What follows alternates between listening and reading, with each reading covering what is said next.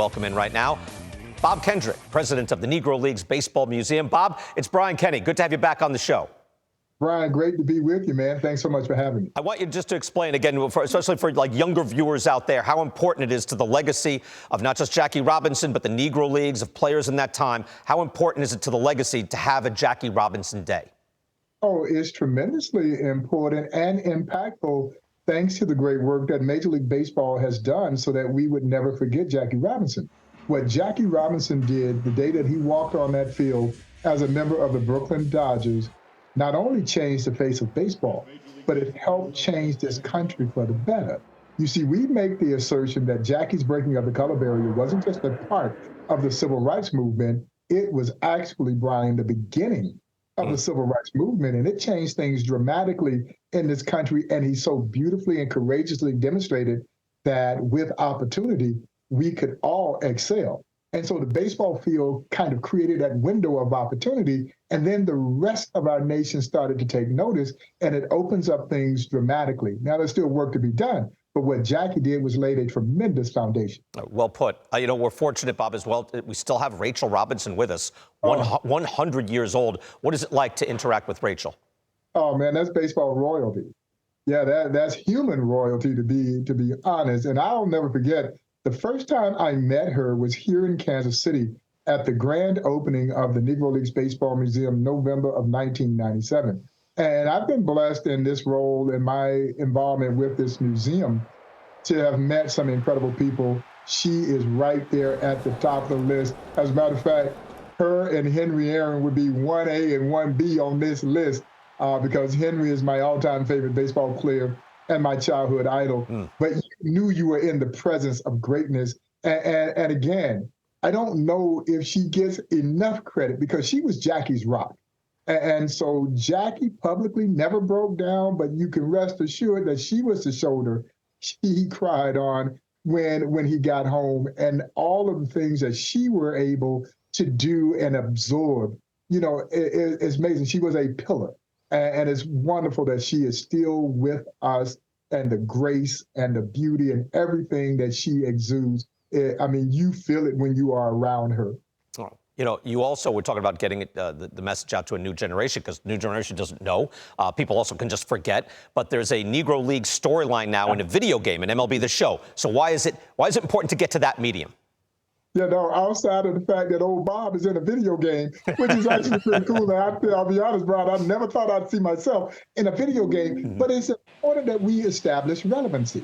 And so this partnership between the Negro Leagues Baseball Museum, Sony PlayStation, to include the Negro Leagues in the epic video game MLB The Show 23 is profound.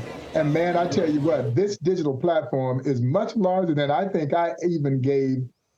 I don't know if I had a full understanding of just how big this really was, and the reaction to the young folks and the young adults to the inclusion of the Negro Leagues, the storytelling that we are providing within that storyline mode, and the fact that they are grasping and embracing this history, and they're having fun at the same time that they're learning. That is the best case scenario for a history museum, because we're constantly trying to create relevancy, and I'm trying to connect with them where they are. Right. And this video game has given us the opportunity to do just that. Opens up that world, really. That's what they do, do in that medium. It's like it's a whole world that opens up to you now. You're a voice of an animated series now, Undeniable. That's also the history of the Negro Leagues. Tell us about that. Yeah, the first ever animated series done on the Negro Leagues, and it's Major League Baseball's first ever animated series, and they chose to do it with the Negro Leagues Baseball Museum, and I'm very honored to lend my voice to these 3 animated shorts, one that looks at Jackie Robinson and why he became the chosen one that examines the women of the Negro Leagues, and the other, the impact internationally of the Negro Leagues, which really resonated since Japan just won the WBC. And the Negro Leagues, Brian, would go to Japan in 1927, 7 years before Babe Ruth and the All-Americans would venture to Japan. A team called the Philadelphia Royal Giants had already been there and had ignited that flame that is now the fire for professional baseball in Japan. That's fascinating. I didn't know that, Bob. Bob, give me one other thing before we go. Larry Doby, Monty Irvin, again, the early guys who faced like the same vitriol, the same pressure as Jackie Robinson. What was it for the early days, those first few years of those pioneers, the black guys who got into baseball? Oh, yeah. We have a wonderful exhibit called Barrier Breakers that chronicles all of those integration pioneers who broke their respective major league teams' color barriers. And you just touched on something. It didn't get any easier for Larry Doby.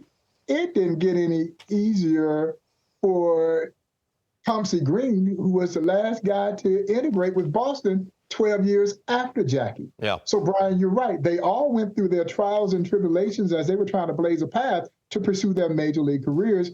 The exhibition, and we have it both as a permanent installation and also a traveling exhibition, basically brings forth the challenges that they face, but also the recognition that they so sorely deserve, because as we typically do in our society, we celebrate the first.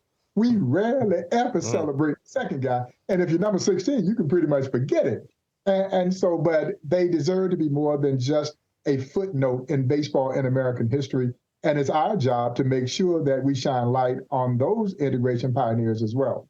Absolutely. Well put, Bob. Again, people see there on the lower third right there. You can donate. You want to get involved. You want to just learn more. Negro Leagues Baseball Museum, NLBM.com, and you can go /donations as well. Bob, always a pleasure speaking with you. Thank you so much. Have a wonderful weekend. Hey, you too, Brian. Thanks, guys, again for having me.